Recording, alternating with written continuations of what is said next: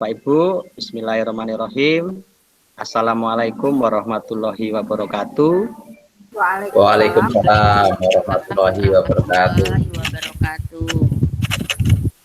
Untuk memulai materi hari ini, sebelumnya saya absen dulu ya.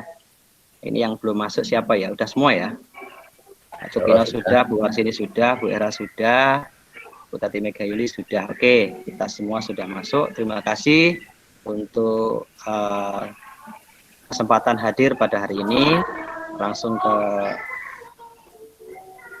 materi selanjutnya, yaitu tentang kita doa dulu biar materi kita dapat kita serap dengan baik.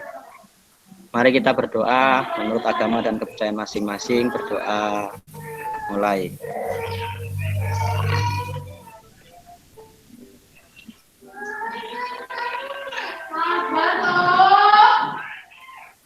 Berdoa selesai. Oke, langsung saja ke materi. Saya share screen terlebih dahulu.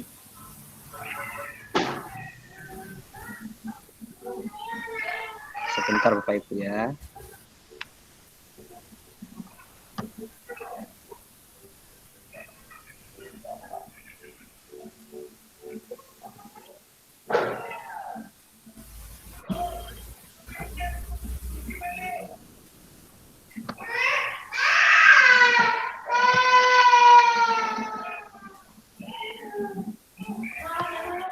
Ya, materi yang ingin saya sampaikan untuk hari ini, pelaksanaan in-house training tentang materi pembelajaran orang dewasa. Jadi di sini kita sama-sama tahu, kita sendiri sudah dewasa, maka perlu kita memahami bahwasanya pembelajaran orang dewasa itu ada tahapan-tahapan atau plot-plotnya gitu ya. Yang pertama, pengertian pembelajaran orang dewasa. Yang kedua, teori pembelajaran orang dewasa menurut Knowles. Yang ketiga, karakteristik belajar orang dewasa. Dan yang keempat, prinsip-prinsip pembelajaran orang dewasa. Di sini saya sampaikan tentang pengertian pembelajaran orang dewasa. Andragogi yang pertama ya, berasal dari dua kata dalam bahasa Yunani. Yang pertama aner atau anri ya, yang berarti orang dewasa. Yang kedua agogi atau agogus, yang berarti memimpin atau membimbing. Jadi andragogi dapat diartikan sebagai memimpin atau membimbing orang dewasa. Jadi seperti itu Bapak Ibu. Selanjutnya ya, nomor 2 yaitu tentang teori pembelajaran orang dewasa menurut Knowles. Nah, di sini ini belum ada yang lahir kayaknya, ini yang 1913 ini sampai 1997 ya, merupakan seorang pendidik asal Amerika Serikat. Ia dikenal dengan teori tentang pendidikan orang dewasa atau yang biasa disebut dengan andragogi yang seperti saya sebutkan di awal tadi. Menurut Knowles, andragogi adalah seni dan ilmu pembelajaran orang dewasa. Karena itu, andragogi mengacu pada segala bentuk pembelajaran orang dewasa. Seperti itu untuk teori andragogi. Berikutnya, ya, langsung materi berikutnya tentang karakteristik belajar orang dewasa. Pada tahun 1990, Knowles membuat 4 asumsi tentang karakteristik pembelajaran dewasa yang berbeda dari asumsi tentang karakteristik pembelajaran anak. Pada tahun 1984, Knowles kemudian menambahkan asumsi yang kelima. Ya, di sini ada pembagiannya. Yang pertama ada motivasi belajar, konsep diri, pengalaman, kesiapan belajar, orientasi belajar, dan motivasi belajar. Jadi ada 5 tambahan yang disampaikan pada tahun 1984 oleh Knowles. Seperti itu Bapak Ibu ya. Sama-sama kita pelajari bahwasanya ada tambahan 5 materi berikutnya. Ya, di sini karakteristik belajar orang dewasa. Yang pertama, konsep diri. Jadi ada konsep diri, ada pengalaman, ada kesiapan, ada orientasi belajar dan motivasi belajar. Dalam konsep diri diistilahkan seperti orang dewasa memiliki konsep diri untuk menjawab atau bertanggung jawab terhadap keputusan-keputusan atas hidupnya sendiri. Karena itu ketika seorang individu bertumbuh dewasa dan matang, konsep diri mereka akan bergerak dari individu dengan pribadi yang tergantung kepada orang menjadi individu mandiri sehingga dapat mengarahkan dirinya sendiri. Jadi ada perubahan ya dari yang tadinya tergantung orang lain menjadi tergantung pada dirinya sendiri. Seperti itu untuk konsep diri. Lanjut, pengalaman. Dalam pengalaman, orang dewasa memiliki pengalaman yang lebih banyak dan beragam daripada anak-anak. Melalui pengalaman tersebut, orang dewasa memperoleh identitas diri. Karena itu, pengalaman yang diperoleh dapat menjadi sumber belajar yang berharga bagi orang dewasa. Ya, itu pengalaman yang disampaikan oleh Knowles. Berikutnya tentang kesiapan belajar. Pada saat manusia dewasa, kesiapannya untuk belajar semakin meningkat, berorientasi pada tugas yang berkembang dari peran sosialnya di masyarakat. Dengan demikian, orang dewasa sudah memiliki kesiapan untuk mempelajari hal-hal yang perlu diketahui, hal-hal yang dapat dilakukan agar dapat mengatasi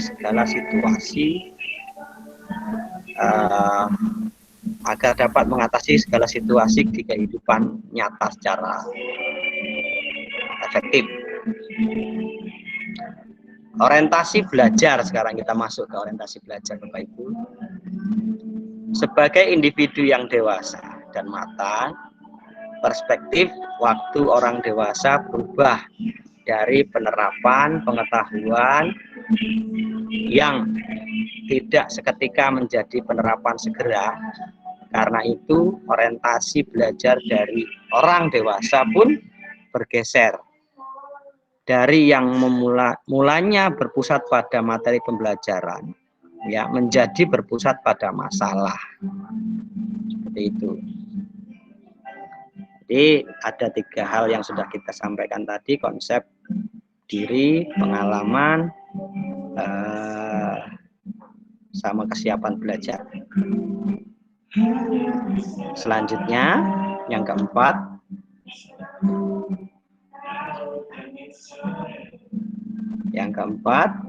tentang orientasi belajar.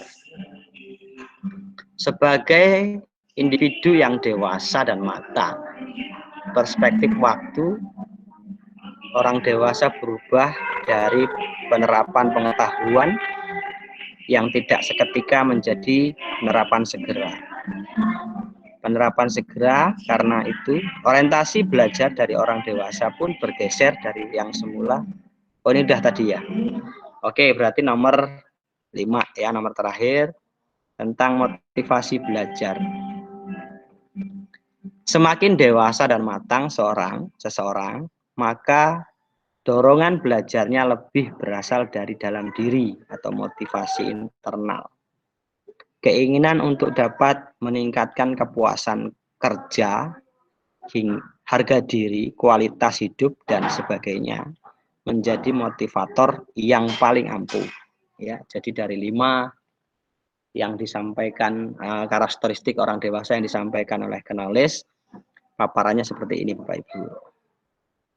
Kita lanjut ke slide berikutnya. Ini ada prinsip-prinsip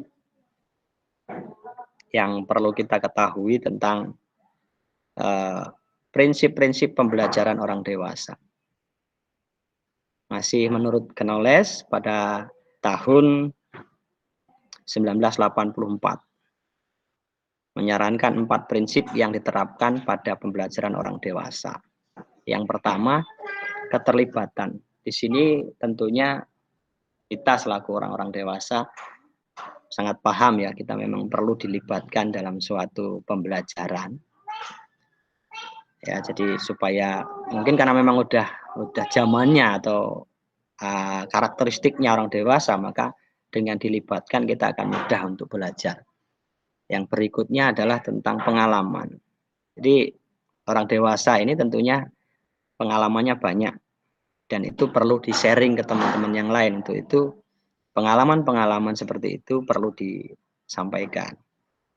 Berikutnya yang ketiga yaitu relevansi dan dampaknya bagi kehidupan. Nah, di sini juga demikian. Yang keempat, berpusat pada masalah. Jadi mungkin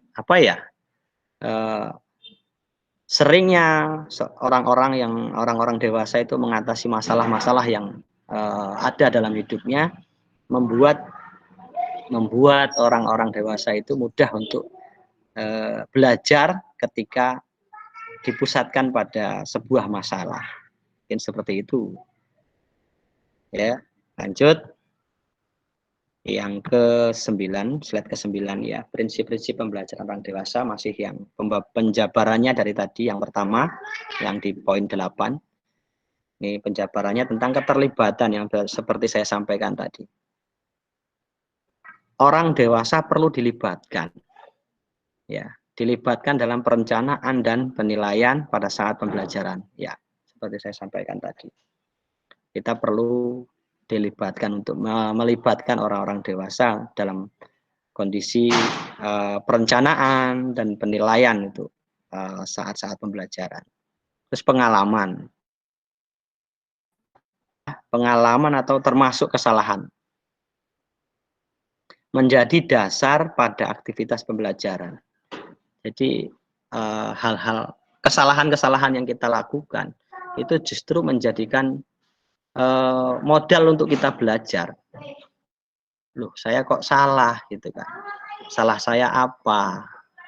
Masalahnya apa? Tempatnya harusnya saya seperti apa, kan seperti itu. Jadi dengan banyaknya kesalahan-kesalahan yang kita lakukan, tentunya itu akan memudahkan kita untuk menyelesaikan masalah-masalah atau mendapatkan solusi-solusi untuk kedepannya bisa lebih baik.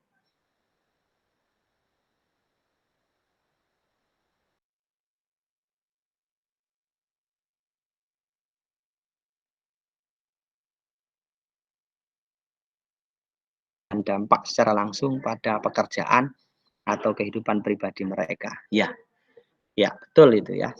Setuju mungkin Bapak Ibu dengan pendapat ini. Jadi orang-orang dewasa itu paling tertarik untuk mempelajari mata pelajaran yang memiliki relevansi. Ya misalnya si pedagang tentunya dia akan suka belajar tentang ilmu dagang. Guru akan belajar tentang ilmu keguruannya.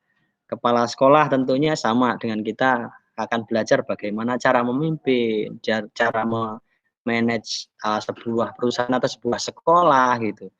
Itu seperti itu. Akan lebih mudah lah dalam artian seperti akan lebih tertarik. Berikutnya yang keempat, berpusat pada masalah. Jadi apa ya? Pembelajaran orang dewasa lebih berpusat pada masalah daripada berorientasi pada konten. Jadi masalahnya apa, diselesaikannya bagaimana, terus pengalaman untuk menyelesaikannya itu seperti apa, itu seperti itu.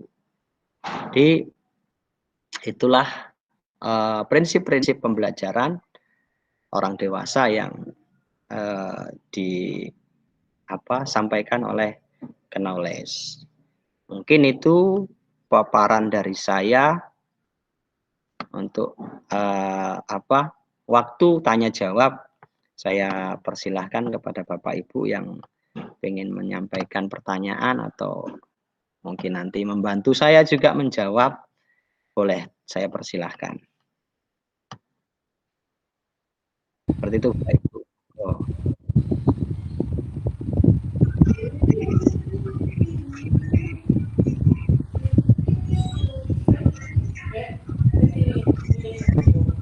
Tanya boleh Bapak Ibu.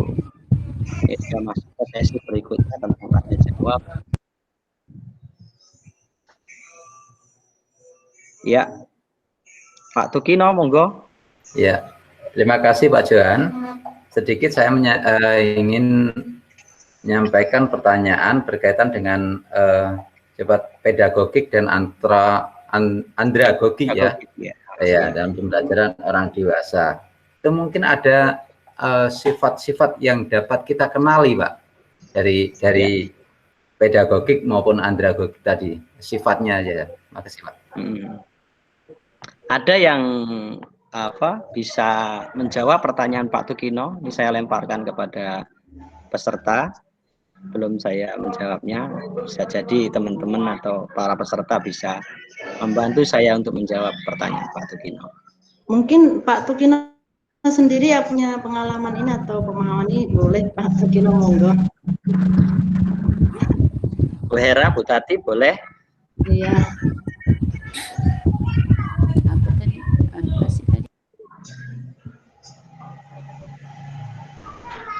Suaranya nggak ada, Bu Hera. Ya, suaranya. Di mute dulu. Mungkin Pak Tukino, ya, ini sebetulnya punya monggo. pengalaman itu bertanya, tetapi sebetulnya mau menyampaikan. Ya, artinya biar teman-teman kita saling mengisi, gitu ya. Menyampaikan contoh-contoh dari sifat andragogi dan pedagogi tadi, seperti itu. Bu Hera, monggo. Bu Hera, Bapak Tukino. Menurut saya sifat-sifat pembelajaran orang dewasa itu harus secara langsung, kalau saya Pak, langsung praktek belajar langsung ya. Secara langsung. Kemudian perlu pemecahan masalah yang dihadapi apa, kemudian solusinya apa. Antaranya itu mungkin Pak. Ya, oke, terima kasih Bu Hera untuk tambahannya. Nah, jadi contoh-contoh kecil yang bisa kita sampaikan adalah melibatkan yang seperti kita ya, selaku kepala sekolah ketika ada masalah di dalam sekolahan yang mungkin melibatkan siswa atau lingkungan gitu, kita bisa melibatkan guru-guru untuk terlibat memutuskan masalah-masalah itu. Itu salah satu contoh mungkin dalam pelibatan ya, termasuk juga menjadikan mereka itu jangan sampai terus guru itu selalu dipojokkan lah, disalahkan apapun bentuknya. Saya yakin maksud guru itu baik, tapi mungkin caranya atau mungkin penyampaiannya kurang pas atau apa gitu, menjadikan kita kadang kan selalu menyalahkan guru. Itu hal-hal seperti itu pun sama, artinya bisa menjadi contoh bahwasanya keterlibatan guru dalam pemecahan masalah ataupun untuk hal memajukan sekolah bisa kita masukkan di sana. Mungkin ada lagi Bu Tati ini biasanya yang cerdas nanya-nanya ini biasanya. Ya, monggo. Sepertinya paham sudah, Pak. Ya, oke ya. Waktunya juga nanti ingat waktunya. Ya, siap. Mungkin itu materi dari saya. Tapi sebelum saya tutup, saya perjelas lagi. Artinya materi yang saya sampaikan ini, pembelajaran orang dewasa itu memang perlu penanganan yang harus melibatkan semua pihak, bahkan si peserta pun harus dilibatkan, semua pengalaman yang mungkin tidak baik ataupun yang baik itu perlu dikaji ulang agar kita mendapatkan hal-hal yang lebih baik lagi. Contoh ada sebuah permasalahan di sekolah, terus kita cari solusi bersama-sama, dulu nyarinya seperti apa, agar ketika nanti ada masalah kembali kita sudah bisa mengantisipasi atau bahkan mencarikan solusinya. Seperti itu Bapak Ibu. Oke, untuk menutup materi saya hari ini, kita berdoa kembali. Berdoa menurut agama dan kepercayaan masing-masing. Berdoa mulai. Berdoa selesai. Saya tutup. Terima kasih. Saya akhiri. Wabillahi taufiq wal hidayah. Wassalamualaikum warahmatullahi wabarakatuh. Waalaikumsalam warahmatullahi wabarakatuh. Oke, monggo Bu Hera.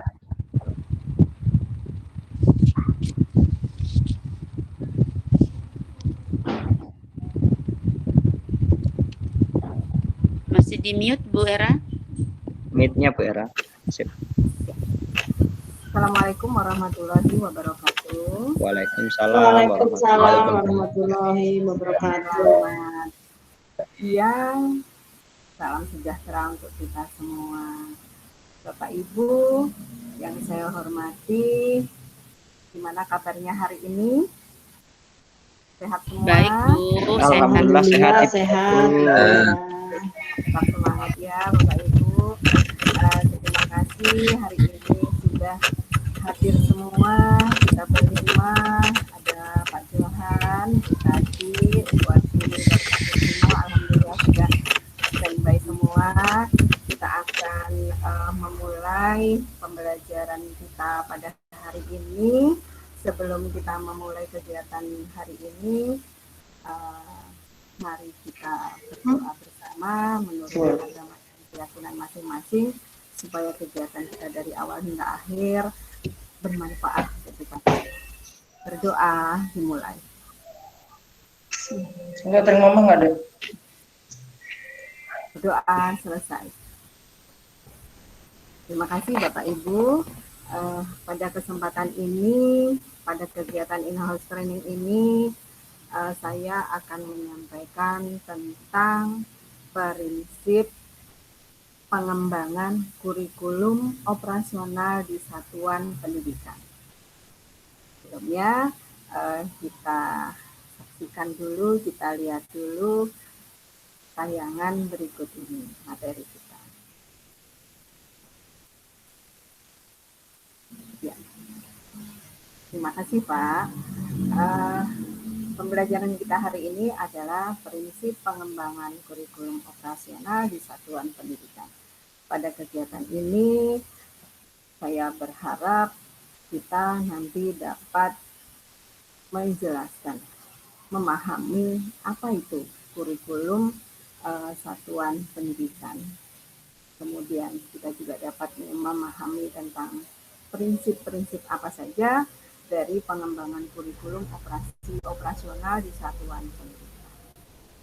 Bapak Ibu yang saya hormati, kita ketahui kurikulum merupakan satu hal yang penting untuk kita yang ada di sekolah kita. Ya, satu alat yang sangat penting yang harus ada di sekolah kita. Bapak Ibu masih ingat apa itu kurikulum? Kurikulum, Bapak Ibu ada yang masih ingat? Ya, kurikulum adalah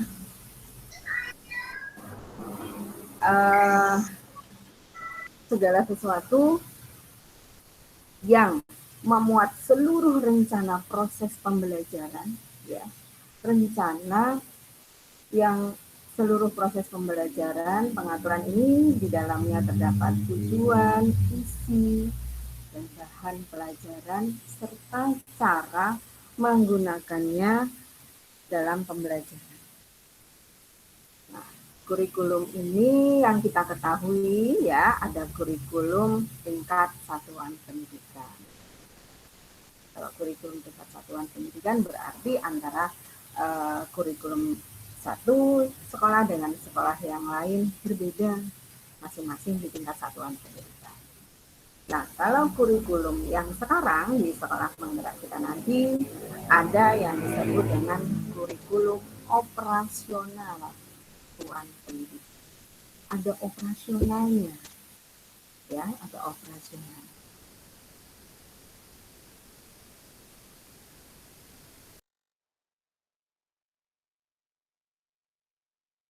Dan ini tidak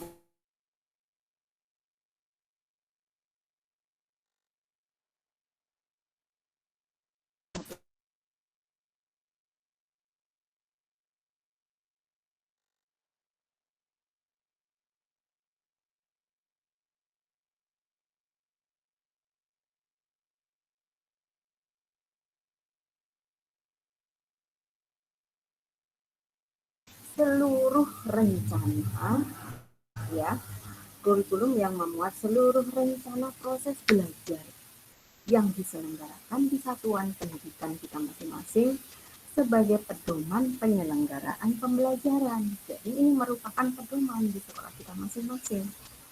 Bagaimana rencananya, bagaimana tujuannya, tujuan pembelajarannya yang ada di sekolah kita masing-masing. Gitu ya, Bapak Ibu. Nah, kurikulum operasional satuan pendidikan ini nanti akan Bapak Ibu rumuskan di sekolah, akan Bapak Ibu susun di sekolah bersama dengan tim yang ada di sekolah, pasti timnya tim yang solid di sekolah, sehingga nanti akan menghasilkan kurikulum operasional satuan pendidikan yang memang benar-benar sesuai dengan sekolah kita. Nah, bagaimana cara menyusun kurikulum operasional satuan pendidikan? Nah, kita lihat dulu. Tadi Bapak Ibu sudah mengetahui bahwa kurikulum itu seperangkat rencana, ya kan? Seperangkat rencana dan pengaturan mengenai tujuan, isi, dan bahan pelajaran serta cara yang digunakan sebagai pedoman kita di sekolah. Nah, itu ada prinsip-prinsip pengembangannya, Bapak Ibu. Nah, kita lihat ya. Kita turunkan slide-nya. Prinsip pengembangan kurikulum operasional di satuan pendidikan ini ada beberapa prinsip. Yang pertama adalah harus berpusat pada peserta didik. Seperti apa itu? Pembelajaran harus memenuhi potensi, kebutuhan, perkembangan, dan tahapan belajar, serta kepentingan peserta didik, profil pelajar Pancasila, yang selalu menjadi rujukan pada semua tahapan dalam penyusunan kurikulum operasional sekolah. Bedanya sekarang ini bahwa semua, kalau kemarin tetap berpusat pada peserta didik. Tapi untuk yang sekarang di sekolah penggerak ini, nah, penekanannya ada pada profil pelajar Pancasila. Kita ketahui bahwa profil pelajar Pancasila kemarin ada beberapa indikatornya. Di antaranya apa ya Bapak Ibu? Masih ingat? Yang pertama, berpikir bernalar dan berpikir kritis, kemudian kreatif, mandiri, beriman dan bertakwa kepada Tuhan Yang Maha Esa, kemudian bergotong royong, yang terakhir adalah kebinekaan global. Itu prinsip yang pertama, yaitu berpusat pada peserta didik. Selanjutnya, prinsip yang kedua adalah kontekstual. Apa itu kontekstual? Kontekstual artinya menunjukkan kekhasan dari dan sesuai dengan karakteristik satuan pendidikan, konteks sosial budaya, dan lingkungan, serta dunia kerja dan industri. Jadi ini kontekstual. Kontekstual itu artinya khas sesuai dengan karakteristik yang ada di sekolah kita. ciri khasnya apa di sekolah kita? Kalau di sekolah kita ada khas tentang kedaerahan apa, menghasilkan apa, nah itu kita masukkan di dalam kurikulum nanti. Jadi kontekstual, budayanya seperti apa, gitu ya. Nah, prinsip yang ketiga tadi kontekstual, yang ketiga adalah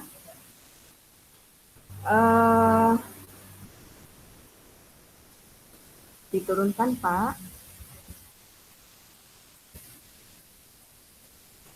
Akuntabel. Bapak Ibu, prinsip akuntabel. Masih ingat kita akuntabel. Artinya apa ya kalau akuntabel? Ada yang masih ingat apa itu akuntabel? Artinya bahwa harus sesuai dengan data yang ada.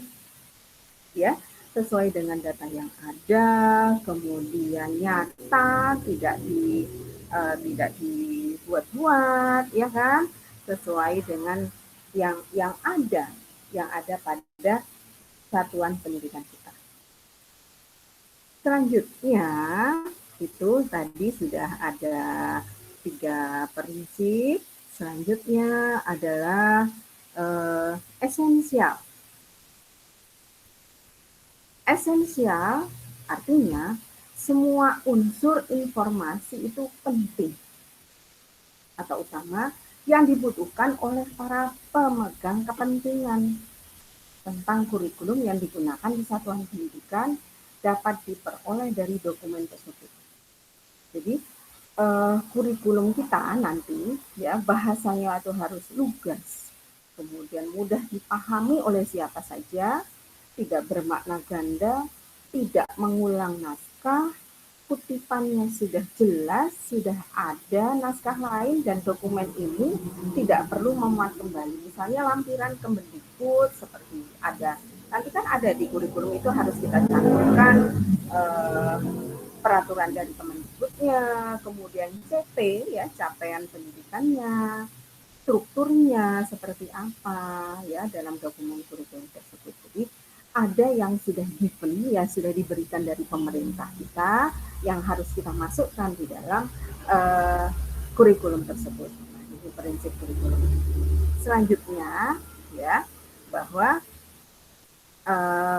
kurikulum juga harus ada pemangku kepentingan. Jadi apa itu? Kurikulum merupakan penjabaran rencana kita itu harus memuat ada kerjasama dengan stakeholder yang ada di lingkungan kita. Stakeholdernya siapa saja yang ada di sekolah kita kerjasama dengan siapa saja. Jadi dengan pemangku kepentingan yang ada di sekolah kita. Nah, ini adalah prinsip-prinsip kurikulum. Dari prinsip kurikulum ini saya ulangi lagi bahwa prinsip yang pertama adalah berpusat pada peserta didik. Yang kedua, bahwa kurikulum itu bersifat, kalau berpusat pada peserta didik, pasti ditekankan pada profil pelajar Pancasila. Yang kedua, akuntabel. Data-datanya aktual.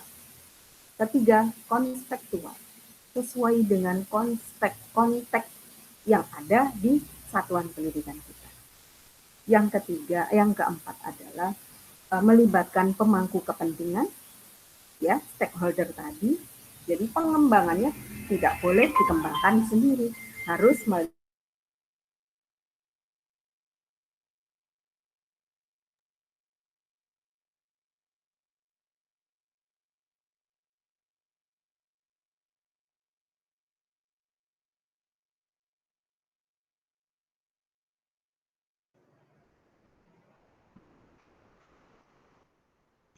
Pak Tikno dengar nggak Pak?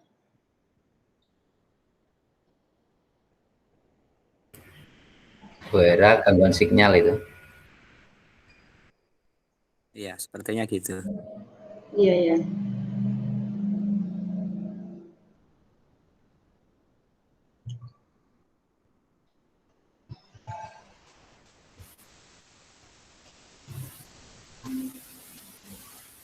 Gangguan sinyal ya Bu Era. Maaf Bapak Ibu, ini mati lampu sejenak. Nah ini ya. Oke, Jadi lanjut ya. begini keadaannya di sini. Nah demikian Bapak Ibu pengembangan kurikulum operasional satuan pendidikan. Dari materi yang saya paparkan, ada yang mau ditanyakan Bapak Ibu? Silahkan. Cukup jelas Bu, menurut saya. Monggo Bapak Ibu. Mungkin di saya ya. Saya Ya, banyak monggo Pak Jahan. contoh kecil dari kreatif itu yang seperti apa itu? Dari profil pelajar Pancasila ya Pak. Kreatif ya. Untuk kreatif itu seperti apa? Terima kasih Pak Jahan. Ya, dari beberapa indikator dari profil pelajar Pancasila di antaranya ada kreatif. Kreatif itu anak didik kita pasti memiliki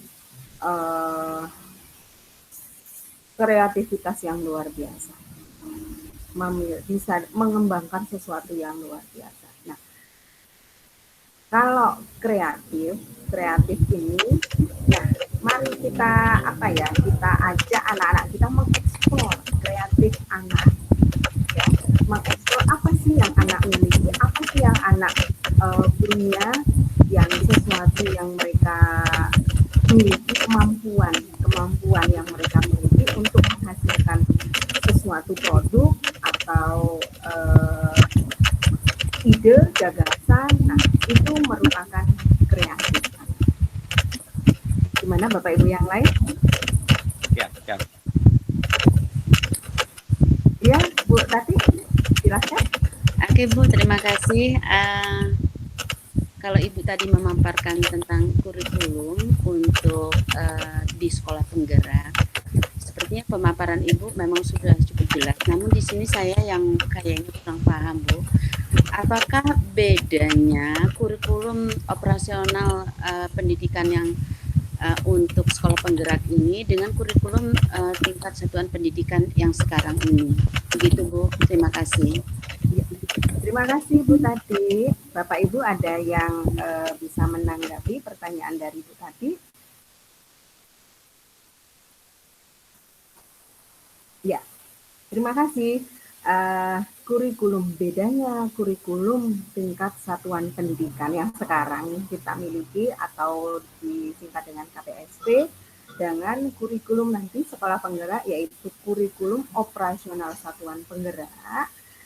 Bedanya kalau di KPSP itu semua prinsip ini tadi semua ada, berpusat peserta didik juga ada, konseptual ada, esensial, kemudian melibatkan pemangku kepentingan, akuntabel sudah ada. Hanya bedanya pada kurikulum operasional ini memang benar-benar kita laksanakan, penekannya tetap kita tekankan, diberi tekanan yang sangat penting, yang krusial sekali, yaitu pada profil pelajar Pancasila. Jadi bedanya pada kurikulum operasional satuan pendidikan ini adalah penekannya pada profil pelajar Pancasila. Jadi kita bentuk nanti anak-anak kita menjadi Pancasilais, menjadi pelajar yang Pancasilais. Demikian Bu Tati, gimana? Iya. Terima kasih Bu. Terima kasih. Bapak Ibu ada yang lain? Cukup. Iya. Cukup. Cukup. Terima kasih. Bapak Ibu, kita sebagai motor di sekolah kita, sebagai penggerak di sekolah kita, mari sama-sama kita bersatu, bahu-membahu, saling bergandengan tangan di sekolah, terutama kita nanti sebagai sekolah penggerak, ya, sebagai piloting dari sekolah penggerak, mari sama-sama kita menyusun kurikulum operasional satuan pendidikan ini dengan benar-benar sesuai dengan prinsip-prinsip kurikulum yang ada tadi, yaitu Insya Allah, supaya nanti kita tidak terlupakan dalam penyusunan, Ya, sekali lagi yaitu berpusat pada peserta didik. Ingat penekanannya pada profil pelajar Pancasila. Yang kedua, kontekstual, ya, sesuai dengan apa yang ada di lingkungan kita. Yang ketiga, esensial, ya. Keempat, melibatkan pemangku kepentingan yang ada. Kelima, akuntabel, ya, akuntabel, dan sepertinya itu mudah-mudahan nanti kita dapat menyusun kurikulum yang operasional, kita mengembangkan kurikulum operasional di tingkat satuan pendidikan pertanian.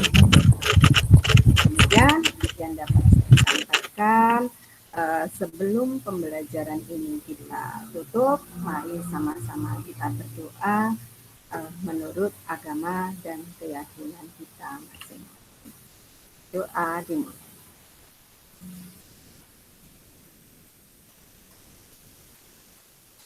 Doa selesai.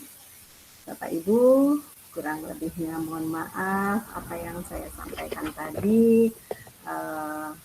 Jika kurang berkenan di hati Bapak Ibu, saya mohon maaf ya sebesar-besarnya. Saya akhiri.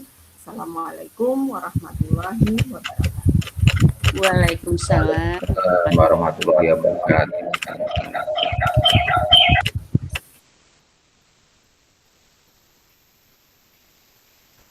Oke, bisa dilanjut, Bu Warsini. Ya, terima kasih. Sebentar. Baik.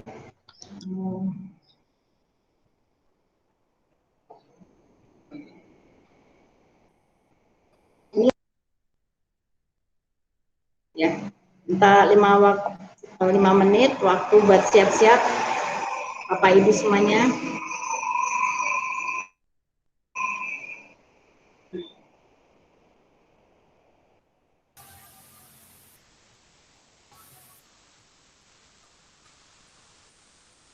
Dimaklumin ya Bapak Ibu, karena masih belajar ya, ini harus ada yang memandu.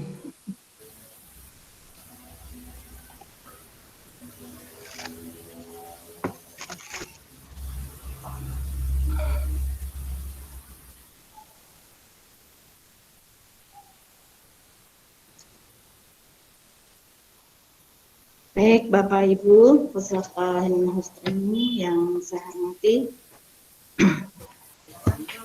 lanjut ya. Bismillahirrahmanirrahim. Assalamualaikum warahmatullahi wabarakatuh. Waalaikumsalam warahmatullahi wabarakatuh.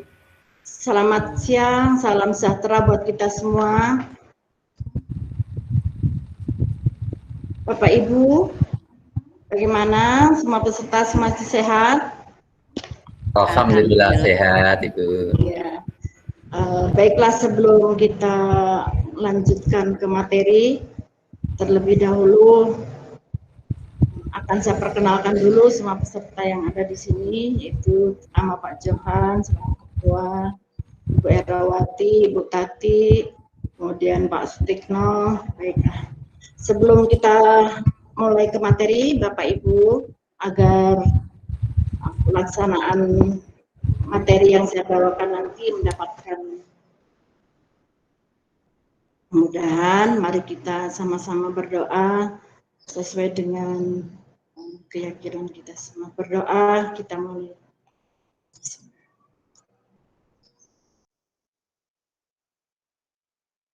Berdoa selesai.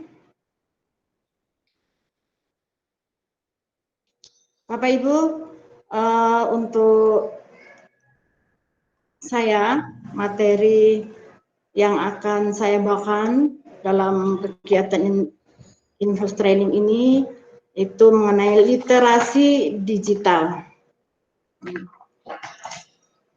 Nah, sudah semua tampak Bapak Ibu layar materi yang ada di Ya, sudah Bu. depan kita? Iya. Ya, masih. Ya. Di sini akan saya bacakan mengenai komponen perangkat T3. Ya. sesuai dengan materi kita yaitu literasi digital, itu yang akan kita bahas di sini komponen perangkat Bu, TIK. kok tidak muncul ya di layar saya, Bu? Oh iya, nggak muncul ya Bu ya? Untuk yang lain gimana? Muncul Bu. Ya. Muncul. Iya. Baik, berarti ada gangguan di tempat Bu Tati ya? Mungkin sinyalnya kurang Iya. bagus. Baik Bapak Ibu, di sini ada tayangan gambar. Ya. Ini adalah merupakan unsur-unsur komunikasi. Ya. Di sini terdiri dari perangkat pengirim, ya, penerima di gambar di sini ya.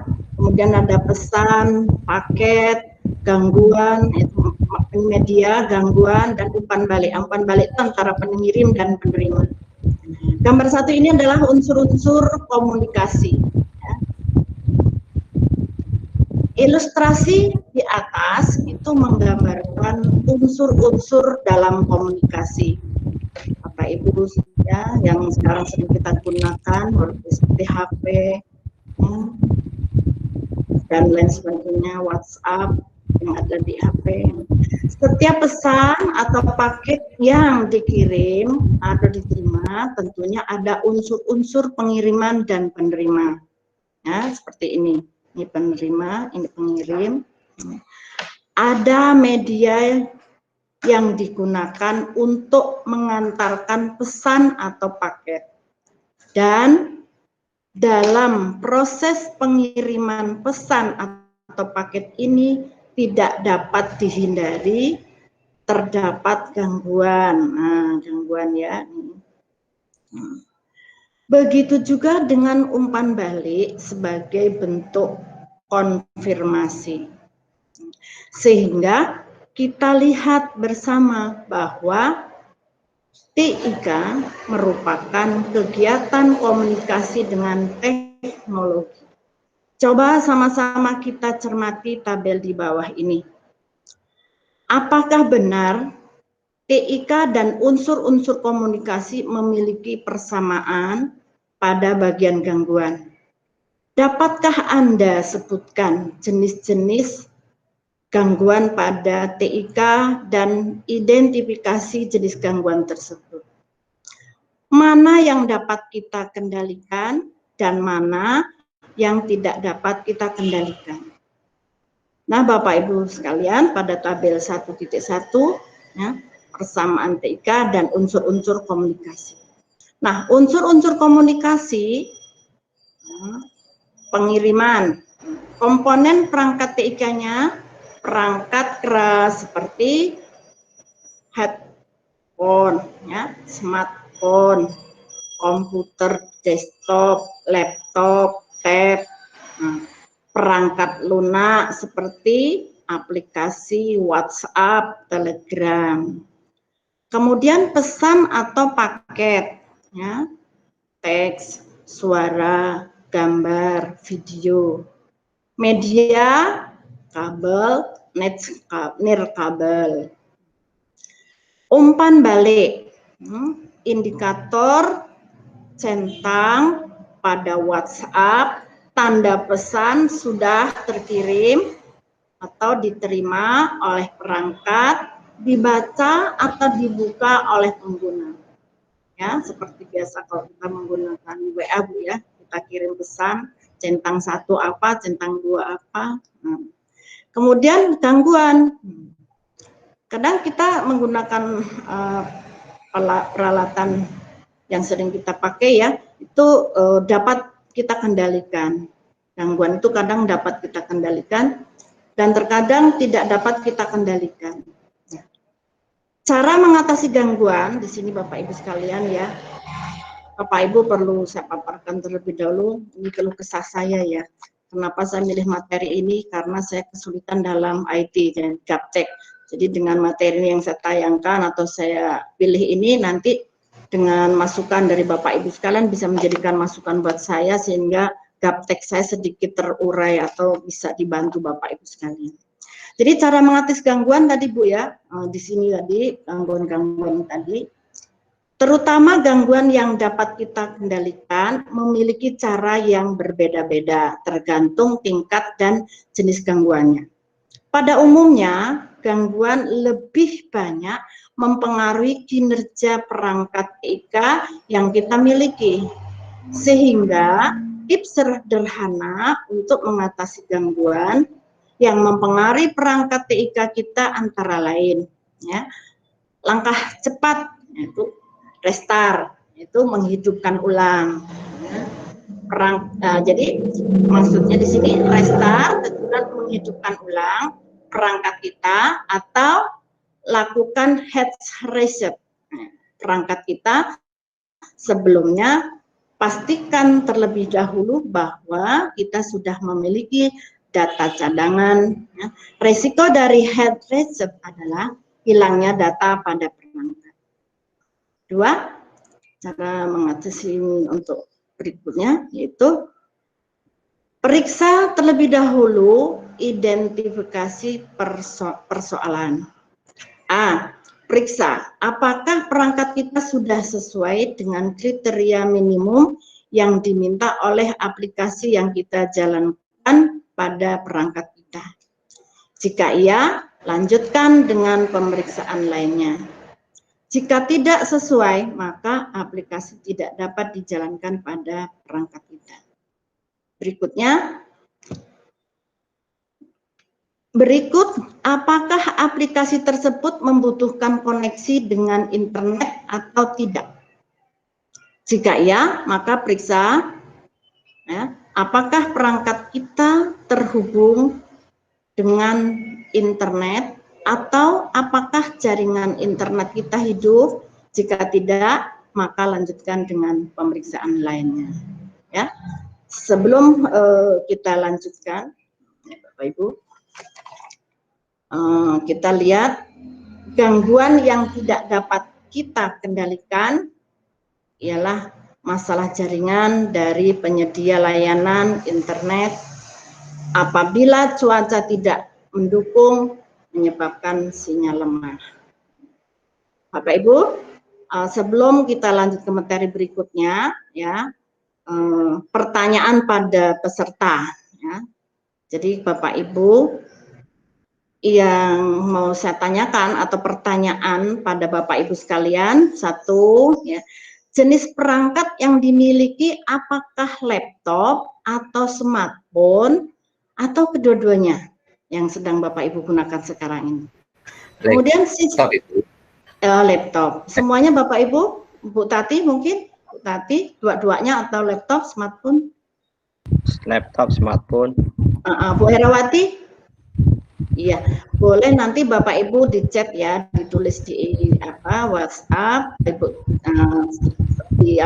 tuliskan melalui WhatsApp pertanyaan saya ini. Kemudian tahun pembelian, ya, tahun pembelian sebelum sistem dulu Bu, sistem operasi perangkat tersebut. Nah, sistem operasi perangkat tersebut, sistemnya ya. Kalau saya menggunakan perangkat laptop ya, bersistem operasi Windows 10 dibeli pada tahun 2017 dan smartphone bersistem operasi Android 11 dibeli pada tahun 2020. Itu yang saya gunakan. Jadi nanti jawaban Ibu boleh melalui PA, di chat, atau dijawab langsung tadi juga sudah, tetapi untuk menambah wawasan kita boleh Bu ya, saya minta di chat di WA. Nah kemudian tahun berapa? Tahun pembelian ya. Tahun pembelian perangkat apakah seri baru atau lama? Jadi kalau baru ya baru, kalau lama katakan lama gitu. Demikian Bapak Ibu ya, pertanyaan sekaligus mungkin sudah ada yang dijawab, mungkin ada yang menjawab melalui chat. Kalau sudah, baiklah, akan kita lanjutkan untuk berikutnya yang di B, yaitu tentang literasi digital tadi AA sudah, kemudian sekarang yang B, alamat, identitas dan akun. Ya, Jadi ini tadi unsur-unsur tadi yang terdiri dari unsur-unsur perangkat ini ya, peralatan yang ada di laptop HP. Ini ada perangkat pengirim, perangkat penerima. Nah, pentingnya mengelola perangkat dan akun perangkat pada TIK. Bayangkan ya, ketika Anda mengirim paket, apa yang Anda perlukan? Tentunya alamat penerima agar paket kita tepat sampai di tujuan. Pihak penerima pun tidak dapat sembarangan menerima paket tersebut. Ia harus tahu dari mana paket itu dikirimkan. Semakin jelas siapa pengirim dan siapa yang dituju atau penerima, kemungkinan tingkat keamanan data itu berasal semakin tinggi. Ya. Jadi kemungkinan tingkat keamanan data itu berasal semakin tinggi. Ilustrasi ini menunjukkan perangkat teknologi kita seperti rumah. Jadi Bapak Ibu ya, jadi ilustrasi yang kita sampaikan ini menunjukkan perangkat teknologi kita seperti rumah. Memiliki alamat, memiliki identitas. Dalam bahasa TIK, alamat dan identitas kita ini disebut dengan akun. Ya. Jadi saya ulang kembali, ilustrasi ini menunjukkan perangkat teknologi kita seperti rumah. Nah, memiliki alamat, memiliki identitas. Dalam bahasa TIK, alamat dan identitas kita disebut dengan akun. Nah, bahasa sebelumnya, ya, bahasa sebelumnya kita sudah mencoba bahasan sebelumnya kita sudah mencoba mengidentifikasi gangguan yang di atas tadi ya sudah kita bahas. Gangguan terhadap alamat dan identitas kita membuat kita dapat kehilangan alamat atau identitas. Salah satu antisipasi kita terhadap gangguan adalah mengelola perangkat dan akun yang kita miliki. Bapak Ibu, di sini kita lihat ada beberapa gambar. Perangkat TIK yang digunakan pada platform teknologi sekolah penggerak, mungkin di sekolah Bapak Ibu semua yang Ibu pimpin sudah memiliki perlengkapan yang lengkap seperti komputer, laptop, ya, tab, ya. Jadi untuk gambar ini perangkat TIK, komputer, desktop, laptop, handphone, smartphone dengan ragam sistem operasi Google, Android, Microsoft Windows, iOS, macOS dari Apple. Adakah perangkat TIK dan ragam sistem operasi di atas yang baru Anda lihat? Nah, belum pernah atau belum terbiasa menggunakannya. Saya rasa Bapak Ibu semuanya yang ada di ruangan ini ya lebih berpengalaman ya dalam baik menggunakan maupun memakai. Saya rasa semua sudah menggunakan dan sudah terbiasa. Ya, kalau saya walaupun sudah usia tua, tetapi dalam penggunaannya agak kurang, maka saya tertarik materi ini. Mudah-mudahan nanti dengan kita memperdalam materi ini akan menambah wawasan saya pribadi. Nah, setiap perangkat TIK seperti komputer, desktop, laptop, dan handphone, smartphone itu membutuhkan sistem operasi untuk membuatnya dapat beroperasi. Demikian pula dengan platform teknologi atau aplikasi. Untuk itu, agar Anda dapat memperoleh pengalaman dan manfaat maksimal dari platform teknologi sekolah penggerak, maka pada saat produk-produk atau aplikasi pada platform teknologi sekolah penggerak tersebut mulai hadir pada saatnya, Anda perlu memperhatikan spesifikasi perangkat yang kita miliki dan kriteria minimum yang diminta oleh masing-masing produk atau aplikasi dan pada smartphone teknologi sekolah penggerak tersebut. Antara lain terkait 1, sistem operasi yang digunakan. Nah, 2, ukuran RAM, ya, random access memory. Kemudian besaran ROM, read only memory stored, dan lain-lain. Nah, langkah-langkah mengetahui spesifikasi perangkat yang kita miliki, ada beberapa cara untuk mengetahui spesifikasi perangkat yang kita miliki.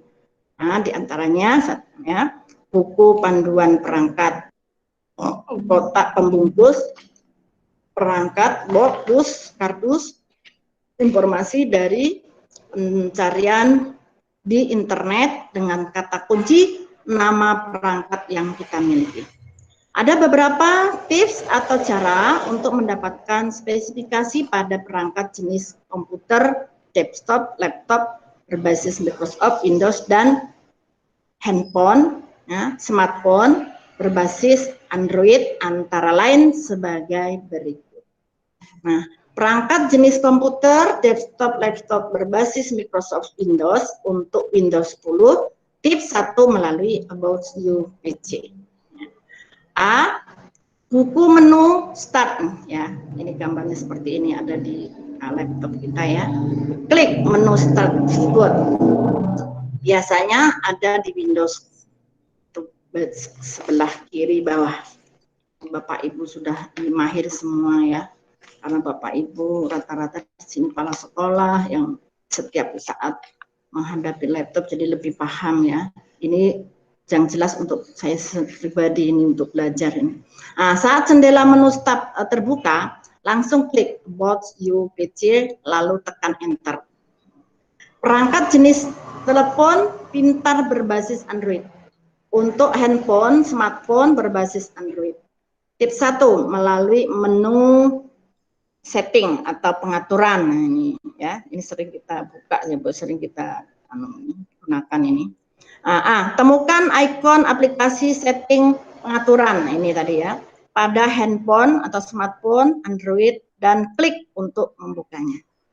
Nah, pada menu setting pengaturan temukan menu About Phone atau tentang perangkat dan klik untuk membukanya. Berikutnya, pada menu About Phone tentang perangkat, temukan menu software. Information, device information, info perangkat lunak, dan klik untuk membukanya. Nah, demikian Bapak Ibu materi untuk saya yang sudah saya sampaikan. Mungkin ada hal-hal yang mau kita tanyakan, atau mungkin cukup, karena kalau ada pertanyaan saya mungkin juga jawabnya kurang begitu ini, tetapi nanti teman-teman yang akan membantu saya. Lebih baik kita sama-sama sharing, kita sama-sama belajar Bapak Ibu, ya. Kalau ada pertanyaan saya kurang bisa, mungkin Bapak Ibu yang akan membantu saya. Nah, sebelumnya coba kita latihan mencoba, Bu, ya. Mengirim pesan kepada rekan sesama kelompok. Nah, misalkan Pak Johan mau ngirim ke kelompok, ya. Isi pesan bebas, ya. Jadi Bapak Ibu mencoba, ini latihan, ya, mengirim pesan kepada rekan sesama melalui WA juga. Jadi nanti untuk bahan kita bahwa kita sudah berlatih ini, ya, tentang ini literasi digital. Kemudian isi pesan tadi bebas. 3, dicek indikator centang, ya, dicek di indikator centang apakah centang 1, 2 atau centang 2 biru. Nah, itu, ya, Bu, latihan yang mau kita sampaikan untuk materi yang saya sampaikan ini. Jadi saya ulang lagi, latihan, cobalah 1 mengirim pesan kepada rekan sesama kelompok, ya. 2, isi pesan bebas. 3, dicek di indikator centang apakah centang 1, 2 atau centang biru, 2 biru. Nah, ini latihan kita. Nah, sebelum saya akhiri terlebih dahulu Bapak Ibu yang mau bertanya ataukah memberikan masukan kepada saya persilahkan. Ya, monggo.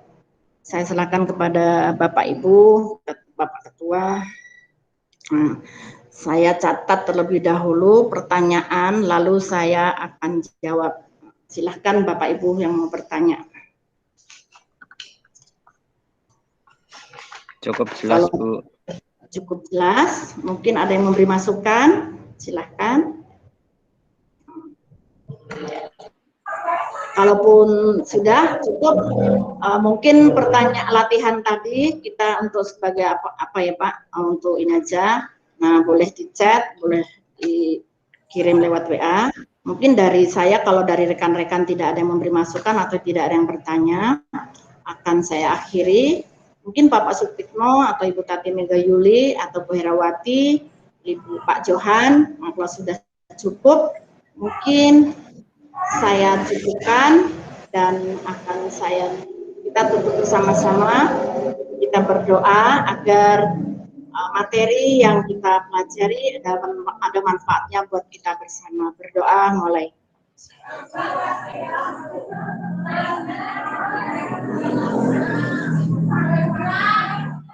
Doa selesai. Baik Bapak Ibu, paparan materi tentang literasi digital yang saya sampaikan cukup dan kami akhiri. Wabillahi taufik wal hidayah. Wassalamualaikum warahmatullahi wabarakatuh. Waalaikumsalam. Waalaikumsalam warahmatullahi Wabarakatuh. Oke, dilanjutkan Bu Tati Mega Yuli. Dipersiapkan, monggo. Baik Pak, terima kasih atas waktunya.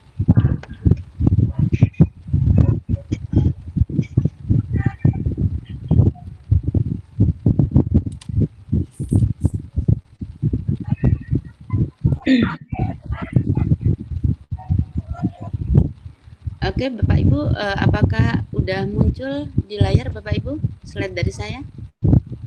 Sudah Bu. Oke, terima Sudah, kasih. Bu. Ya. Assalamualaikum warahmatullahi wabarakatuh.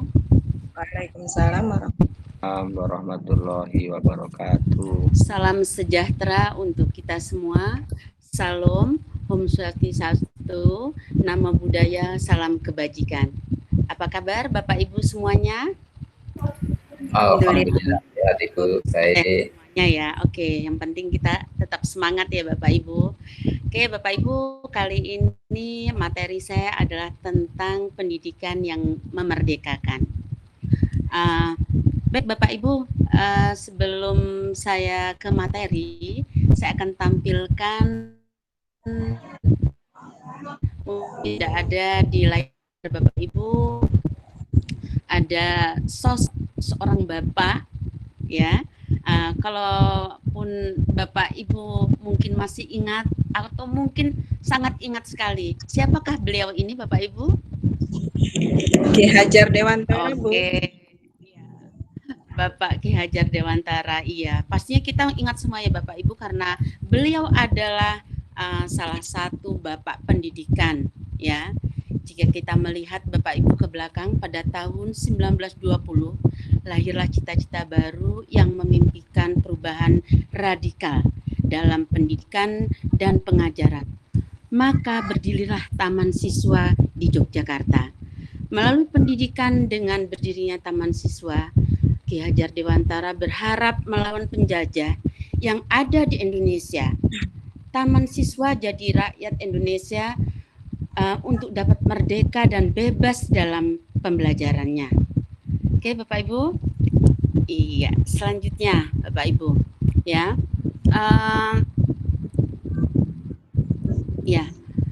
Bapak Ibu, ada salah satu kutipan dari beliau yang ini sangat baik sekali ataupun tetap akan teringat atau terimpresi untuk kita semuanya, bahwa pendidikan merdeka itu berdaya upaya dengan segala untuk maksud saya dengan sengaja untuk maju hidup tumbuhnya budi pekerti, rasa, pikiran, roh, dan badan anak dengan jalan pengajaran teladan dan pembiasaan yang disertai dengan jangan disertai perintah dan paksaan. Nah, di sini Bapak Ibu ya, kalau kita lihat dari kutipan beliau tadi, untuk memajukan hidup tumbuhnya budi pekerti, rasa, pikiran, dan kita di sini dalam pengajaran harus memberikan teladan kepada anak-anak, ya. Berarti kita sebagai kepala sekolah dan warga sekolah yang ada di sekolah itu, termasuk guru dan yang lainnya, itu adalah teladan semua bagi anak-anak. Bagaimana kita bisa memberikan suatu contoh pada anak-anak, baik itu mungkin secara tegur sapa kita, tingkah laku kita, ataupun dari gerak tubuh kita, ya, yang menjadikan itu di sekolah sebagai suatu contoh yang baik untuk anak-anak kita, ya. Jadi penanaman ini akan tertanam dalam pembiasaan dengan tidak disertai perintah. Contoh yang sudah saya lakukan Bapak Ibu di sekolah, saya menerapkan yaitu 5S, ya. Kemudian di situ ada senyum, sapa, ya, kemudian salam, kemudian mungkin yang lainnya. Nah, itu selalu diterapkan di sekolah, ya. Dari penyambutan anak kami sudah menyapa, kemudian bersalaman, sekalipun itu mungkin kami jadwalkan secara piket walaupun tidak keseluruhannya. Oke, lanjut ya Bapak Ibu ya. Bapak Ibu, di sini Bapak Ibu bisa melihat ya, pendidikan. Apa sih maksud pendidikan itu Bapak Ibu? Maksud dari pendidikan yaitu untuk menuntun segala kodrat yang ada pada anak-anak agar mereka dapat mencapai keselamatan dan kebahagiaan setinggi-tingginya, baik sebagai manusia maupun sebagai anggota masyarakat. Nah, di sini Bapak Ibu maksudnya ya, bahwa anak-anak itu terlahir dengan kodratnya, mempunyai kemampuan yang berbeda dengan satu dengan yang lain. Nah, berarti di sini sebagai guru kita harus memahami kodrat anak-anak kita itu masing-masing, ya, mempunyai kemampuan yang berbeda-beda. Itulah fungsi kita sebagai pendidik di sini. Nah, kemudian anak-anak tersebut dapat kita arahkan supaya mereka memiliki kemampuan yang nantinya akan menyelamatkan kehidupan mereka dan mereka dapat bahagia. Maksudnya bahagia di sini mungkin nanti akan berguna bagi masyarakat. Seperti itu. Kemudian Bapak Ibu, selanjutnya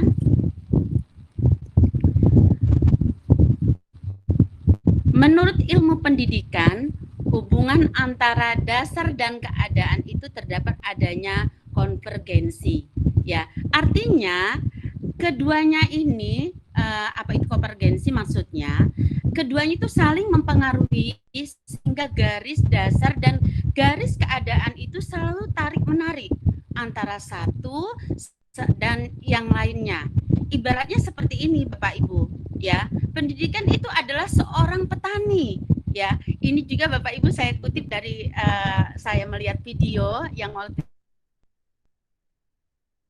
saya tonton lewat diklat ini, ya, bahwa pendidikan itu adalah seperti seorang petani yang memiliki berbagai jenis bibit, ya. Jangan menanam padi, menanam bibit padi, tetapi mengharapkan tumbuh jagung, itu. Nah, kemudian menggunakan begitu juga kalau kita menanam padi, haruslah mengharapkan tumbuhnya padi, jangan mengharapkan tumbuhnya jagung. Nah, kemudian tanaman-tanaman itu tentunya harus kita rawat, ya. Perawatan itu bisa mungkin kita pupuk, kita siangi dari rumputnya dan lain-lain. Sehingga nanti akhirnya pada dasarnya baik itu tanaman tersebut akan mendapatkan, akan tumbuh dengan baik, ya, berdasarkan dengan minat bakat itu tadi. Nah, kita menggambarkan anak-anak kita seperti tanaman itu tadi. Jadi anak-anak kita itu yang berbeda-beda itu, misalnya seperti ini Bapak Ibu ya, anak-anak kita di dalam sekolah itu kemampuannya berbeda-beda. Maksudnya mungkin dia mahir di dalam pelajaran pengetahuan, contohnya seperti matematika, tapi mungkin dia juga lemah di dalam olahraga. Tapi ada juga anak-anak mungkin mahir di dalam olahraganya, tetapi lemah dalam pengetahuannya. Ini kita tidak boleh kita sampaikan anak-anak itu bodoh di dalam pengetahuannya. Makanya anak itu telah terlahir dengan kodratnya masing-masing. Begitu ya Bapak Ibu ya. Kemudian selanjutnya pendidikan yang memerdekakan. Pendidikan yang memerdekakan berbicara tentang suatu bentuk pendidikan dan pengajaran yang terletak kemandirian anak didik, dan di dalamnya memaknai pola kodrat rasional dan sekaligus memiliki kehendakan yang bebas, ya. Bapak Ibu, siswa-siswa kita yang ada di sekolah memiliki kemampuan, keunggulan masing-masing. Kita tidak dapat menyamaratakan cara mengajar mereka, cara membentuk mereka, memaksa mereka untuk dan keunggulan dalam bidang yang tidak sesuai dengan kodrat mereka. Sebagai seorang pendidik, Bapak Ibu, kita memiliki peran yang begitu sebagai motivator dan fasilitator untuk siswa. Oleh karena itu, Bapak Ibu perlu memberikan suatu pencarian pengembangan, ya, dalam minat bakat yang sesuai dengan kodrat mereka masing-masing. Maksudnya memberikan penyediaan fasilitas-fasilitas yang dapat memfasilitasi kemampuan bakat mereka, serta memberikan kebebasan pada siswa-siswa kita untuk mempelajari apapun, seperti itu. Jadi itulah yang maksudnya sesuai dengan kemampuan, seperti itu Bapak Ibu. Saya lanjut ya Bapak Ibu ya.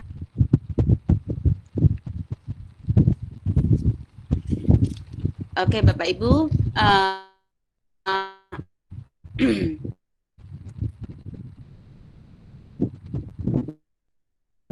sesuai dengan capaian atau tingkat kemampuan, ya, merupakan sebuah pendekatan belajar yang mengacu pada tingkatan capaian atau kemampuan peserta didik. Seringkali disebut juga sebagai teaching and direct level, ya. Ini adalah bentuk implementasi yang sesuai dengan filosofi pendidikan Ki Hajar Dewantara dengan memperhatikan capaian tingkatan kemampuan kebutuhan peserta didik sebagai acuan merancang pembelajaran. Maka kita dapat melakukan segala upaya yang kita pusatkan pada peserta didik.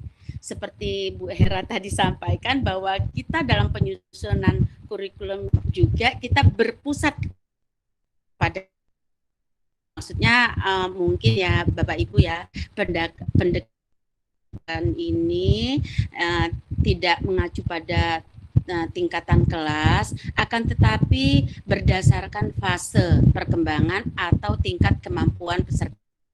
Pembelajaran dibuat sesuai dengan capaian tingkat kemampuan kebutuhan peserta didik. Untuk mencapai capaian pembelajaran yang diharapkan, peserta didik setiap itu menggunakan fase ataupun tingkatan tersebut mempunyai capaian pembelajaran yang harus dicapai. Proses pembelajaran peserta didik akan disusun mengacu pada capaian pembelajaran tersebut, namun disesuaikan dengan karakteristik, potensi, kebutuhan peserta didik tersebut. Lanjut.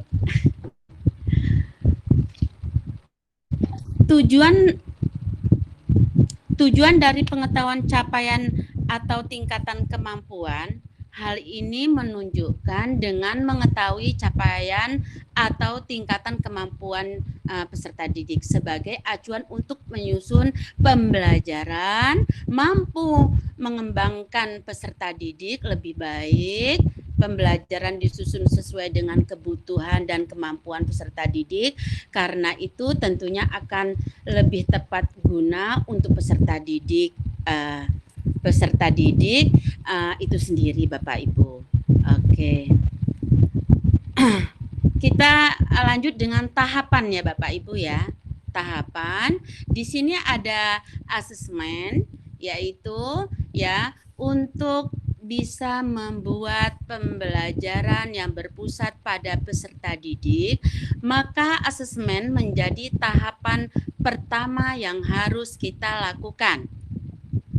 Asesmen ini biasa disebut juga dengan asesmen diagnostik, ya, yang perlu dikenali antara lain potensi, karakteristik, kebutuhan terhadap perkembangan peserta didik, tahap capaian pembelajaran anak dan lain-lain. Kemudian selanjutnya ada perencanaan, ya. Setelah berhasil mengidentifikasi potensi, karakteristik, tingkat capaian, kemampuan, maka bagian berikutnya adalah menyusun program pembelajaran yang sesuai dengan asesmen kita. Perencanaan ini juga termasuk pengelompokan peserta didik dalam tingkat yang sama. Dengan penyusunan pembelajaran yang sesuai dengan capaian atau tingkat kemampuan peserta didik ini, maka kita menempatkan peserta didik sebagai pusat utama pembelajaran sesuai dengan filosofi dari Bapak Ki Hajar Dewantara. Begitu Bapak Ibu. Kemudian selanjutnya adalah pembelajaran, ya. Selama proses pembelajaran ini perlu dibuat adanya asesmen yang berkala untuk melihat proses pemahaman murid, kebutuhan, kemajuan selama pembelajaran, atau bisa disebut asesmen formatif. Adapun asesmen sumatif sebagai proses evaluasi tercapaian tujuan pembelajaran di akhir suatu pembelajaran juga diperlukan untuk membentuk pendidikan merancang proyek berikutnya. Oke. Untuk dapat menerapkannya, apa hal-hal pertama yang harus kita lakukan? Jika Anda merasa bahwa hal pertama yang perlu dilakukan untuk menerapkan pengajaran yang sesuai dengan capaian atau tingkat kemampuan peserta didik adalah mengenal peserta didik. Jadi, Bapak Ibu, ya, untuk itu kita mengenal peserta didik kita dulu, Bapak Ibu. Benar atau tidak ya Bapak Ibu ya? Oke Bapak Ibu, mungkin untuk selanjutnya adalah sebelum kita bisa untuk pembelajaran yang berpusat pada peserta didik kita harus mengenal peserta didik kita terlebih dahulu. Kita harus bisa mengenali potensi, karakteristik, kebutuhan, keunikan siswa dengan berbagai cara.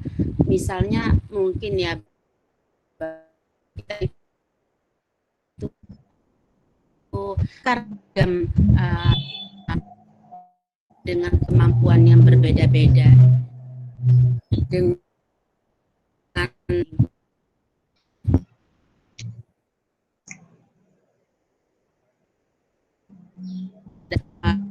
mengetahui belajar tersebut dapat kita ketahui ya dari kita bisa mungkin itu ada di layar Bapak Ibu ya, dari saya saya ucapkan terima kasih. Saya akhiri, mungkin belum saya akhiri, Bapak Ibu, mungkin dalam paparan saya itu ada yang Bapak Ibu ingin tanyakan. Di sini mungkin sharing-sharing aja karena ini memang bentuknya dadakan Bapak Ibu ya, belajar yang begitu seketemunya aja. Saya persilahkan dari Bapak Ibu. Cukup Ibu. Seketemunya ini masih meraba-raba Cukup. dan dicoba. Dan sudah bagus Ibu. Oke Pak, terima kasih Bapak Ibu semuanya ya. Mungkin itu yang dapat saya sampaikan dalam materi kali ini ya.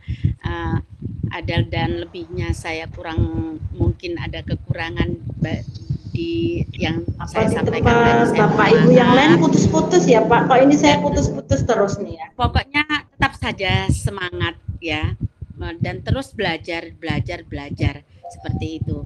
Oke Bapak Ibu, saya akhiri. Wabillahi taufiq wal hidayah. Wassalamualaikum warahmatullahi wabarakatuh. Waalaikumsalam warahmatullahi wabarakatuh. Oke, kita lanjutkan ke peserta terakhir, Pak Tukino. Waktu dan tempat dipersilahkan Pak Tukino. Ya.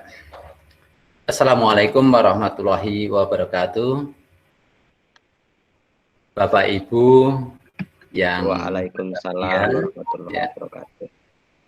Pada siang hari ini saya ingin menyampaikan materi tentang pendidikan orang dewasa. Namun sebelumnya saya ingin mengajak kepada Bapak Ibu untuk tetap bersemangat karena sesi yang saya sampaikan adalah pendidikan orang dewasa dan waktunya sudah siang. Mungkin Bapak Ibu sudah lelah, tetapi saya akan menyampaikannya berdurasi 20 menit ke depan. Gitu ya Bapak Ibu. Masih semangat Bapak Ibu? Ya, semangat ya. Semangat. Nah, iya, makasih Bapak.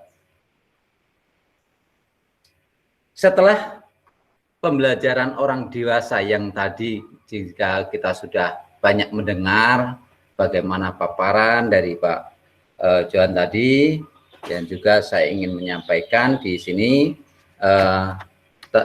bagaimana nanti Bapak Ibu dalam mempelajari materi pendidikan orang dewasa ini kita dapat mengenal dan memahami pendidikan orang dewasa. Juga nantinya tujuannya itu Bapak Ibu juga dapat mengenal serta memahami tentang pendidikan orang dewasa. Nah, dari tujuan itu maka nanti akan saya sampaikan beberapa hal yang terkait dengan pendidikan orang dewasa. Namun pada akhir sesi ini saya perlu absen dahulu Bapak Ibu. Ya, masih tetap semangat dan masih ada di ruang kelas ya Bapak Ibu ya. Di sana ada. Alhamdulillah masih Pak. Ya. Masih tetap Siap. semangat. Semangat. Amin. Terima kasih Ibu. Ya, semangat ya. Ya. Semangat Pak. Ya, dari Ibu Tati Bega ini, kemudian Ibu Warsini, Bapak Johan Kurniawan, dan Bu Era. Terima kasih semuanya masih tetap hadir. Dan sebelum saya menyampaikan materi, supaya kita dimudahkan dan mendapatkan pemahaman, sehingga ilmu yang kita pelajari pada hari ini menjadi bekal dalam kita melaksanakan pendidikan di satuan pendidikan kita masing-masing, maka terlebih dahulu mari kita berdoa sesuai dengan agama dan kepercayaan masing-masing. Berdoa mulai.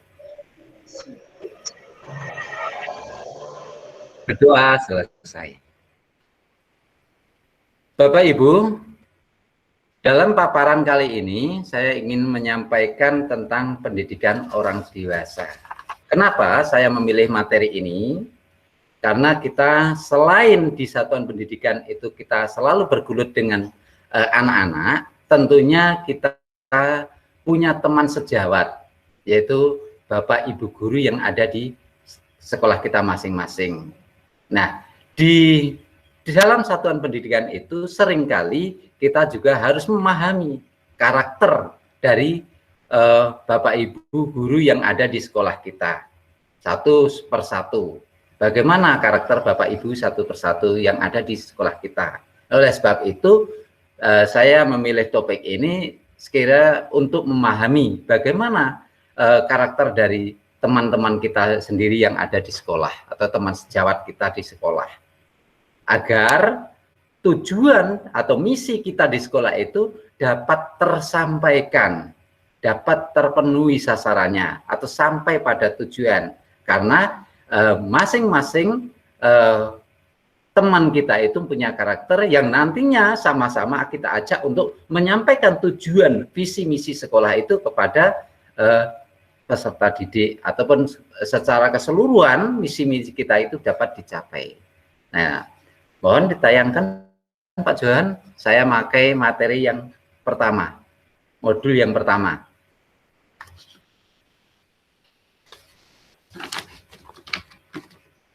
Ya, sambil menunggu tayangan, sebagai wawasan bahwa strategi pembelajaran orang dewasa itu ada beberapa yang perlu saya sampaikan.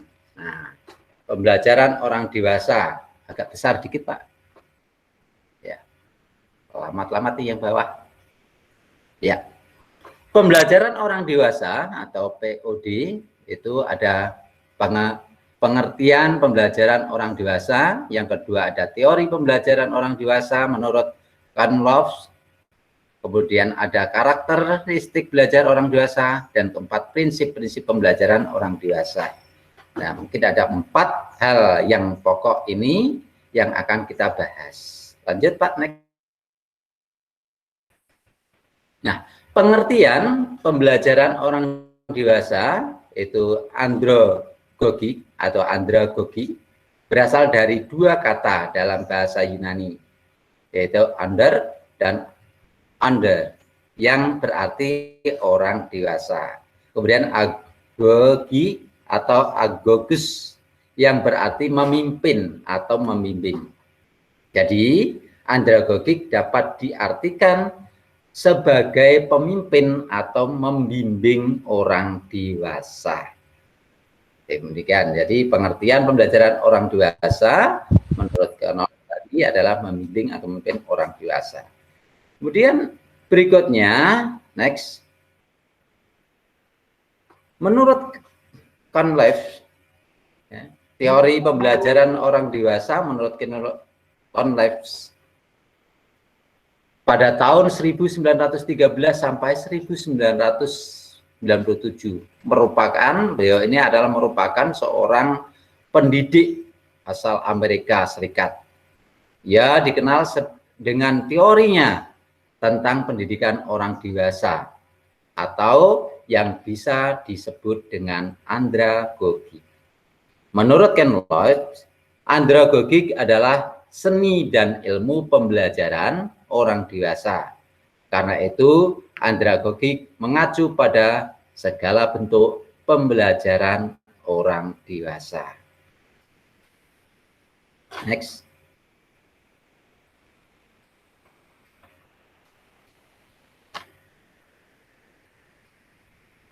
Nah, dalam karakteristik belajar orang dewasa ini dibagi menjadi ada seperti siklus ya Pak ya. Ada siklusnya seperti ini. Ada konsep diri, kemudian ada pengalaman, ada kesiapan belajar, orientasi belajar, dan motivasi belajar. Konsep diri yang pertama, kemudian terus dari konsep diri itu akan merupakan pengalaman, bagaimana pengalaman itu menjadikan kesiapan belajarnya sebagai tolak belajarnya, kemudian digunakan sebagai orientasi belajar, dan juga sebagai motivasi belajarnya. Itu orang dewasa seperti itu.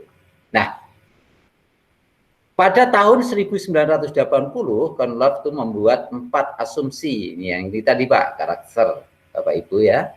Karakteristik pembelajaran dewasa yang berbeda dari pembelajaran anak. Ya.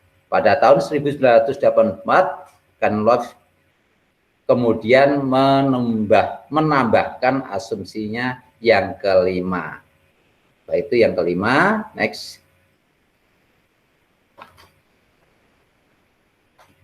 Ya. Karakteristik belajar orang dewasa. Yang pertama, konsep diri. Orang dewasa memiliki konsep diri untuk bertanggung jawab terhadap keputusan-keputusan atas kehidupan sendiri. Ya, ini tentunya ya namanya orang dewasa ya. Tentunya memiliki konsep diri untuk bertanggung jawab terhadap keputusan-keputusan atas hidupnya sendiri. Lalu yang berikutnya ini tidak semua saya bacakan karena waktu, nanti Bapak Ibu dapat mempelajari kembali di modulnya. Kemudian ada pengalaman. Nah, orang dewasa memiliki pengalaman yang lebih banyak dan beragam dari anak-anak. Melalui pengalaman tersebut orang dewasa memperoleh identitas diri. Itu. Nah, dari pengalaman kemudian digunakan sebagai kesiapan belajar. Pada saat manusia dewasa, ya kita sebagai orang-orang yang dewasa, kesiapannya untuk belajar semakin meningkat, berorientasi pada tugas-tugas yang berkembang dan peran sosialnya di masyarakat. Nah, ini. Jadi pengalaman ini biasanya ya pengalaman hidupnya, pengalaman beraktivitas di masyarakat, bergaul dalam sosial budaya masyarakat. Nah, ini menjadi pengalaman, kemudian menjadi sebagai bahan untuk belajarnya, untuk memperbaiki diri, biasanya seperti itu Bapak Ibu. Ini penjelasan berikutnya. Orientasi belajarnya sebagai individu yang dewasa dan matang. Ini orientasi belajarnya, bahwa orang dewasa itu adalah sebagai individu yang dewasa dan matang. Perspektif waktu orang dewasa berubah dari penerapan pengetahuan yang tidak selektif menjadi penerapan segera. Karena itu orientasi belajar dari orang dewasa pun bergeser dari yang mulanya berpusat pada mata pelajaran atau subjek konteks menjadi berpusat pada problem konteks. Itu. Kemudian yang kelima yaitu motivasi belajar. Semakin dewasa dan semakin matang orang, maka dorongan belajar lebih berasal dari dalam diri. Ini mudah-mudahan seperti itu ya Bapak Ibu kita. Ya walaupun kita usianya sudah tua tapi selalu belajar. Karena belajar itu katanya belajar sepanjang hayat. Nah, pada saat kita sekarang ini untuk belajar yang tujuannya untuk peningkatan diri kita yang akan kita implementasikan pada tugas-tugas kita. Itu demikian. Next, Pak. Lanjut.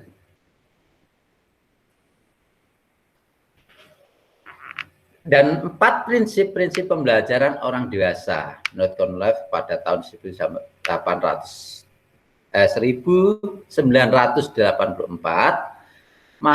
menyarankan 4 prinsip yang diterapkan pada pembelajaran orang dewasa, yaitu ada keterlibatan. Nah, betul Bapak Ibu.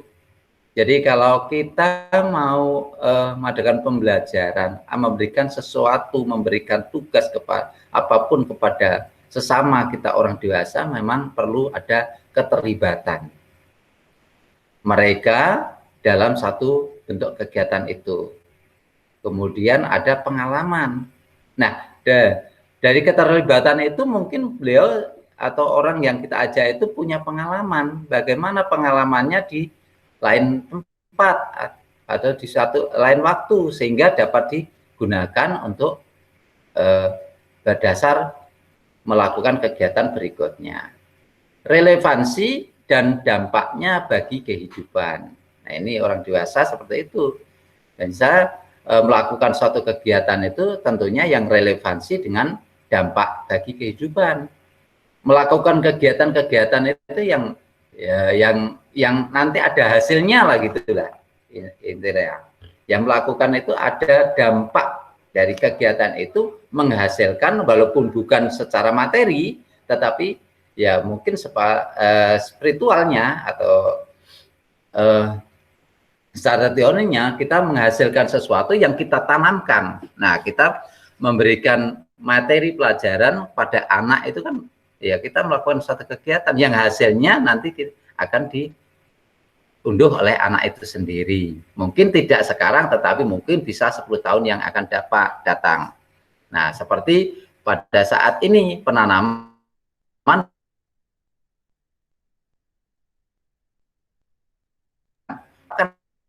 profil Pancasila. Mungkin anak kita itu akan mengenyam hasilnya atau melaksanakannya mungkin 10 tahun ke depan. Mungkin setelah dia sudah di tingkat kuliah ataupun selesai baru merasakan bahwa manfaat itu. Kemudian yang berikutnya ada prinsip-prinsip pembelajaran orang dewasa. Tadi keterlibatan, pengalaman, relevansi yang saya bahas tadi, ya.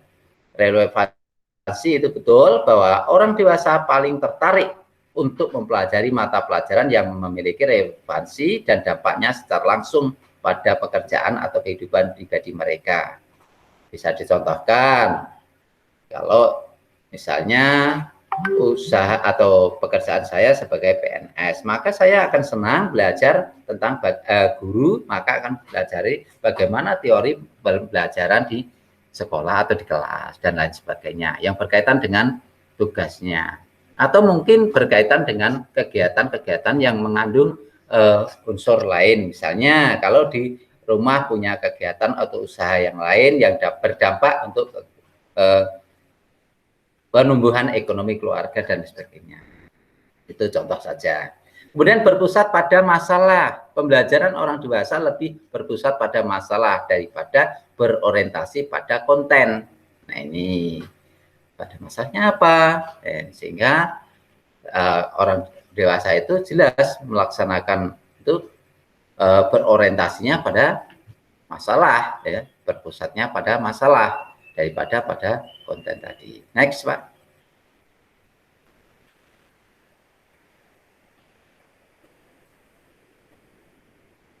Ya, lanjut, Pak.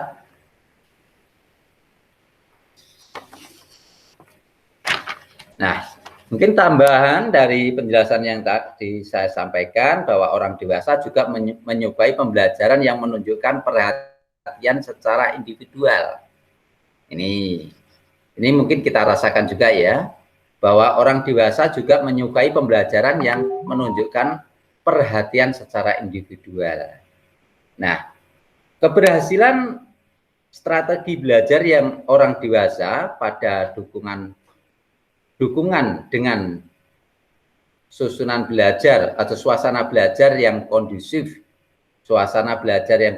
bagi orang dewasa, menurut ini ada teori menurut Supriyanto tahun 2007 adalah sebagai berikut. Satu, mendorong peserta didik untuk aktif dan mengembangkan harkatnya. Kemudian suasana saling menghormati dan saling menghargai. Kemudian yang ketiga, suasana saling percaya dan terbuka. Suasana penempatan diri. Kemudian ada suasana tidak mengancam, suasana mengikuti keefektifan pribadi dan seterusnya. Ini ya kita sudah sama-sama orang dewasa tentunya sangat ini relevan sekali dengan apa yang kita laksanakan. Next, Pak, materi yang terakhir. Cukup, Pak. Demikian Bapak Ibu dari materi yang saya paparkan tentang pendidikan orang dewasa. Saya kira untuk pertanyaan dan lain sebagainya nanti dapat dibuat dalam kolom chat, nanti akan saya jawab secara pribadi karena durasi waktunya sudah cukup. Dan sebelum saya akhiri pada pembelajaran kali ini, maka yang ingin saya sampaikan adalah pembelajaran orang dewasa itu memang berbeda dengan pembelajaran pada anak-anak. Orang dewasa juga memerlukan perhatian. Orang dewasa, pembelajaran orang dewasa itu harus ada saling menghormati dan saling menghargai. Kemudian ada percaya diri dan saling terbuka. Ini orang dewasa. Kemudian ada penemuan pada dirinya sendiri dan semuanya bertumbuh pada hasil dari pengalaman. Biasanya begitu itu kuncinya. Jadi pembelajaran orang dewasa itu diawali dari hasil pengalaman. Nah, dari pengalaman yang mereka didapat, maka digunakan untuk melangkah kegiatan yang berikutnya. Kalau kita berjalan di satu jalan, kemudian ada lubang, maka kita harus menghindari. Jangan sampai kita berjalan di jalan yang sama, ketemu lubang, kita lewati, sehingga jatuh di lubang yang sama. Itu jangan sampai, sehingga kita akan tetap menemukan jalan keluar atau solusi-solusi yang terbaik dalam kehidupan ini.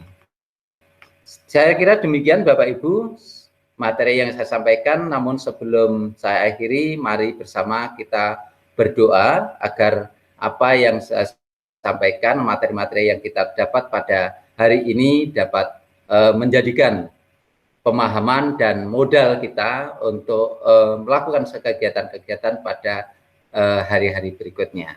Berdoa mulai. Doa selesai. Demikian Bapak Ibu, ada kurang dan lebihnya materi yang saya sampaikan tentang pendidikan orang dewasa. Saya akhiri. Demikian. Assalamualaikum warahmatullahi wabarakatuh. Waalaikumsalam warahmatullahi wabarakatuh.